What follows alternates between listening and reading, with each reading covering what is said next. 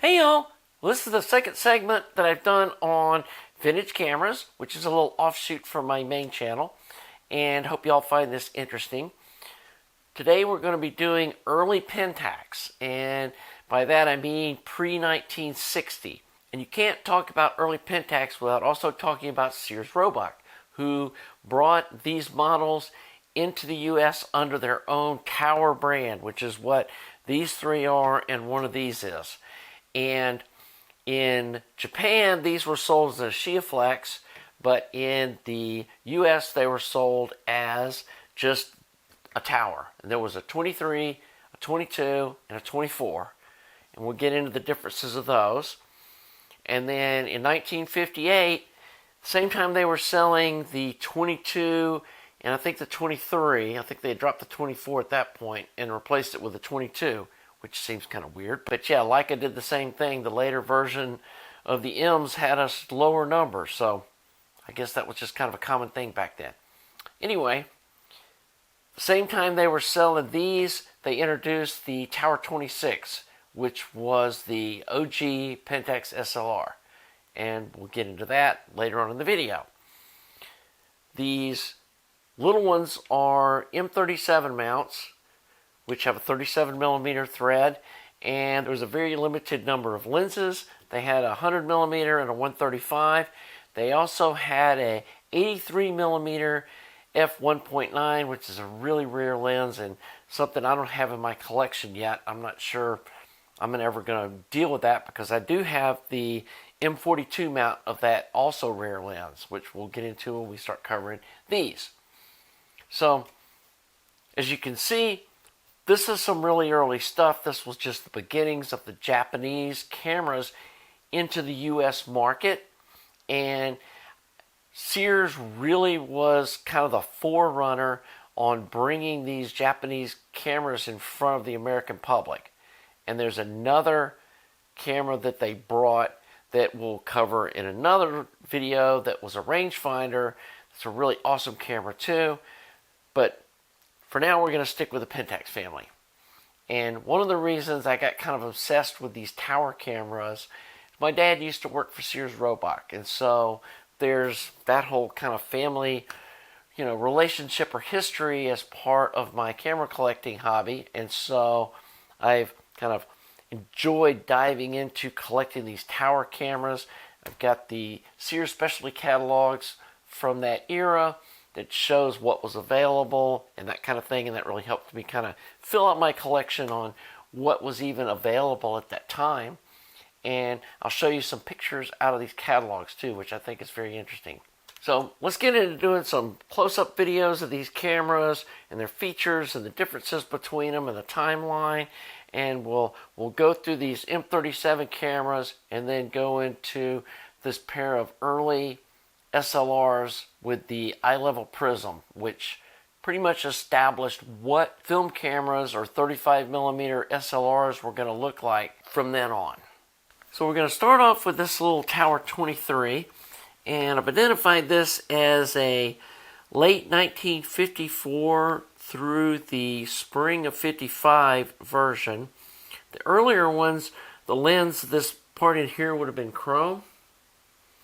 And the later ones, they would have had a little blank right here on the front where the slow speed wasn't installed on this cheaper version of the camera. These were about a $75 camera. This one has the slower f3.5 lens, and it's 50mm.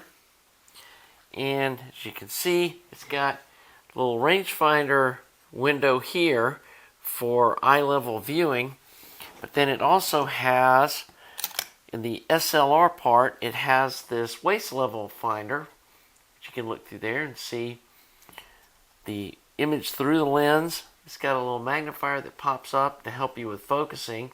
So this was through the lens focusing rather than a rangefinder camera. Also, the early ones, these little blades here would be black instead of chrome. And as you can see, let me spin it around here, 71601 serial number, which fits in the range of what it should. Plus it has 2 flash sinks. The really early ones only had 1. And it's got the Leica style shutter set where the shutter speed rotates as you wind. So you need to wind the camera and then you lift and turn to set the different shutter speeds. And on these, the mirror stays up as long as you have the shutter button pushed, and then as soon as you release the shutter button, the mirror flips back down, so you don't have the blackout like you had on some SLRs until you wound to the next frame, which was a big improvement that they did on these little cameras. So the next one we're going to look at is a Tower 24, and this is around the same vintage.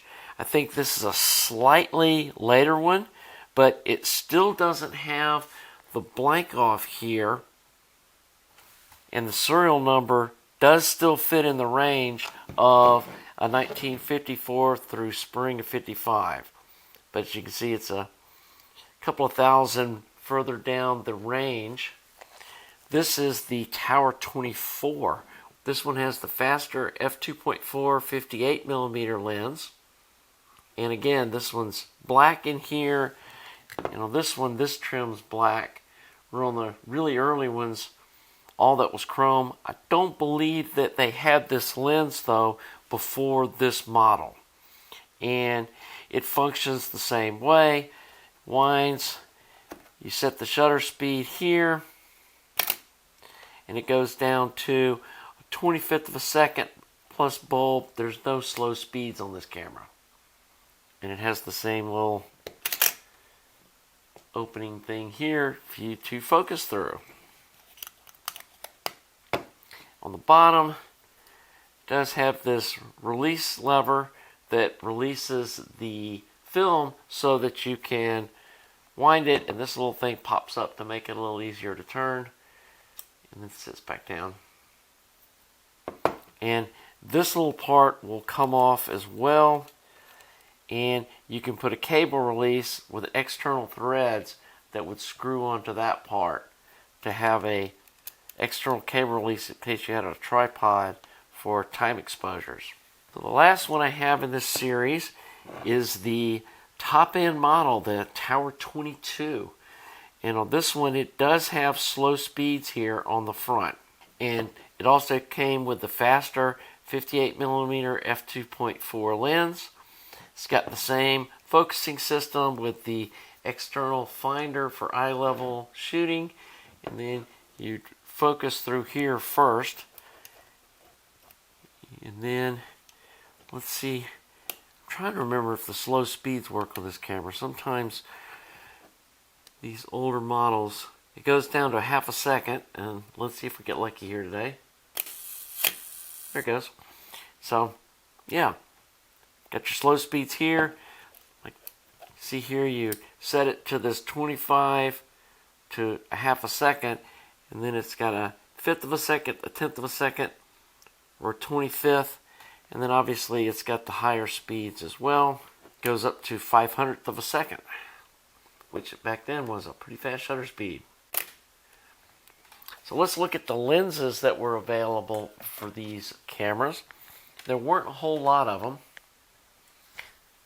There was this really pretty, which all of the lenses for these cameras are really pretty. They're solid brass, they're real heavy. This was a 100mm f3.5. This was the first accessory lens that they made for these cameras. The other one I have is an equally gorgeous, if not more so, 135mm f3.5. And again, these are an M37 mount, which is smaller than the Leica 39mm and was unique to this camera. And the only lens that I'm missing in my collection is they made a 85mm f1.9. I haven't been able to source one of those that's in even usable condition. Most of the ones I see are just, the front elements just trashed on them. So obviously they had a very soft coating, and they're a relatively rare lens anyway, and they're usually around $1,000 on the used market. And so Just haven't really pulled the trigger on one of those yet. So next, let's look at my SLRs.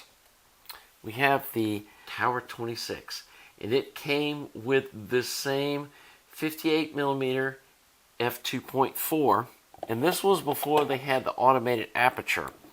And if you're a Pentax fan, you will note that there's no little flapper thing down here in the bottom of the mirror box to trigger the aperture pin that would normally be on the back of the lens. And again, this was before that was introduced. And so all of these lenses that were made for this camera had what's called a preset aperture. And what you would do is you would set the aperture with this ring here, and then when you flip this little ring back and forth, it goes to whatever aperture that you stop the lens down to. You can see it. So like if you set this to f22, when you flip this ring, stop the lens down to f22, and then afterwards you'd open it back up manually. And it was easier than trying to like manually set this. So some of the earlier SLRs, you just manually set the f-stop and it just set it there. And this allowed you to open the lens up for focusing and then flip the ring to stop it down. So this is the Tower 26, and then here's the Pentax branded version of the same camera. This one's got a little different lens. This has got the 55mm f2.2, and there were a couple of different 50mm lenses that they made for this camera, but this was just one of the other ones. The 58mm was kind of a holdover from the Asahiflex days, and this was a newer design. It's still got the stop down ring here like that one did, or the preset thing. And on this camera it has the same rotating shutter speed dial that you lift up, turn to set the different speeds, but these do have slow speeds. All of these do. And that's 1/125th. Let's see if the slow speed would work on this camera. These actually go down to a second. And these are some of the smoothest winding cameras I've ever used. And I just love the way this wind lever is sculpted. It just really fits your thumb nice, and it just, whoop. Oh, 1 second's not working. Oh no, that was T. So let's see if 1 second works. There we go. It sounds beautiful. And it's also got this T or time setting that will hold the shutter open until you wind the camera again, which obviously would be for a super long exposure on a tripod, probably for scientific kind of uses and that sort of thing. But again, just a gorgeous camera. It's got 2 flash sinks. Let me show you what the inside looks like. And this one's got a pretty nice curtain. Some of these end up with holes burned in them, or just, you know, they get a bunch of problems, or they get super wrinkled. This one does have a little wrinkle right here. I don't know if you can really see it, but it doesn't affect the way it operates. You can see, perfectly working camera, which is awesome for being this old. I had both of these redone by the Pentax man himself, and I'll have to, I can't remember what his name. I'll put it like down here on the video in the window what the guy's name is that rebuilds these things, and I'm not sure if he's still even doing it. He was trained by the factory, and he rebuilt all these cameras for me, and you know, CLA'd them so that they would work into the future. But both of these SLRs worked just off eBay. They were still operational, and the leather's still in beautiful shape. The black paint's really pretty. I mean, whoever owned these definitely showed them some love, and no dents in them or anything. The chrome's all still really nice, and these were like 1958 vintage cameras, so that's a long time for a camera to still look this nice. So let's go over the lenses. So here's another one that was available. It's a 58mm f2. Again, it's got the preset aperture ring. And there was, I think this was probably one of the later ones in the series that were made for these cameras.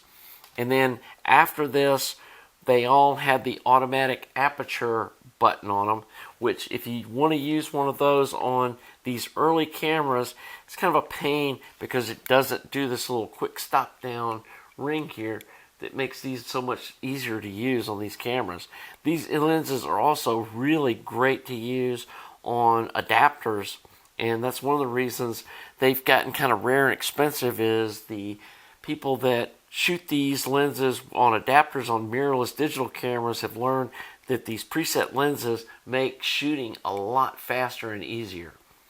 So next we have the first wide-angle lens made for an SLR by Pentax, and it's a 35mm f4. This one, for some reason, is not a preset lens. It just has the aperture ring, changes the f-stop.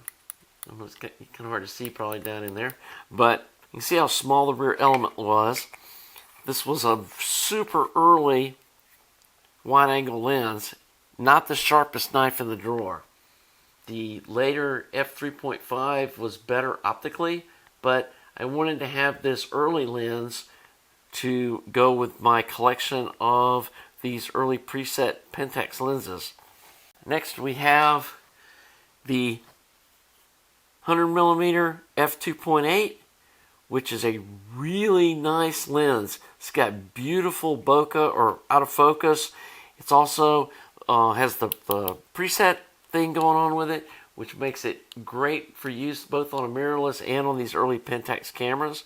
And this was just a really nice lens that was made for these early SLRs. Next we have the 135 f3.5, and this was another pretty common lens. Again, this is the early preset version. It has the extra ring here. All these are just super smooth feeling. After all these years, they're still just a joy to use. And you can see on these larger aperture ones, the rear element starts getting bigger on the longer focal lengths, but it's still well within what this lens mount can handle, which, like we covered with the Topcon, that was one of the problems with that camera was the small lens mount. And this is the longest focal length I have in these early lenses, and I'm not sure the exact vintage of this one. I do know that this one has got a really early serial number. It's got a 6-digit serial number, which the later ones had 7-digit serial numbers. And it's also got the preset aperture ring like the other ones did, so you can be used on these early cameras. And it's got a 67mm front thread, and this was another really super nice lens. It comes with a tripod mount because it's a pretty heavy beast, and it's got the early style metal front lens cap. But now to the gem of my collection, or I feel it is, and this is a really rare lens. This is the 83mm f1.9. They didn't make a lot of these, and these were an expensive lens when they were new. And this is the preset version. After this, they had the type with the aperture pin that was a more normal 85mm instead of the 83mm. But this is the only one that has the preset aperture ring, so it'll work with these early lenses. And this is an M42 mount version. Like I said, they also had an M37 version of this lens for the earlier Asahiflex cameras that I don't have in my collection. Eventually probably going to try to hunt one up, but I was super glad to find this one. It was actually at a fairly reasonable price. It wasn't cheap, but it still was fairly reasonable, and this was just in mint condition. So really, really cool rear lens that you're just not going to see very often. There's actually some books on Pentax cameras that weren't even sure that this lens was actually ever made, and it took a while for some of these to actually surface once the internet came live, and then people started seeing them for sale. But before the internet, when it was just like used camera stores, people questioned if these were ever even made.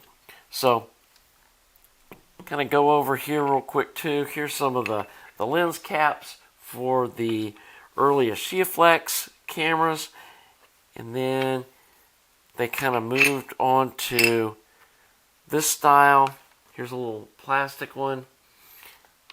And then they went with the more common Pentax looking ones like this. Of course, the later cameras, they went with this plastic style with the little pinch things.